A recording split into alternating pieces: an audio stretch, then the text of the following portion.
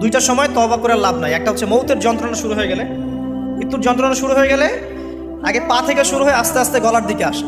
হাদিসে যেমনটা এসেছে, সূরা ওয়াকিয়ার মধ্যেও আছে যে পায়ের দিক থেকে যন্ত্রণা শুরু হয়ে আস্তে আস্তে আস্তে আস্তে এই গলার দিকে আসে, এবং আত্মাটা গলার এখানে যখন চলে আসে, এখান থেকে মালাকুল মউত আত্মাটাকে নিয়ে চলে যায়। এবং চোখ দিয়ে তাকিয়ে থাকে মানুষ, রুহটা চলে গেলে মানুষ চোখ দিয়ে তাকিয়ে থাকে।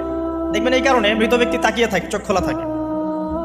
এবং তখন আসমান থেকে সিঁড়ি নামিয়ে দেওয়া হয়, ওই সিঁড়িতে করে আত্মা চলে যাচ্ছে, ও তাকিয়ে দেখে যে আত্মা চলে যাচ্ছে। এবং মানুষ মারা যাওয়ার পরে চোখ জীবিত থাকে অনেকক্ষণ। মেডিকেল সায়েন্স যারা পড়েছে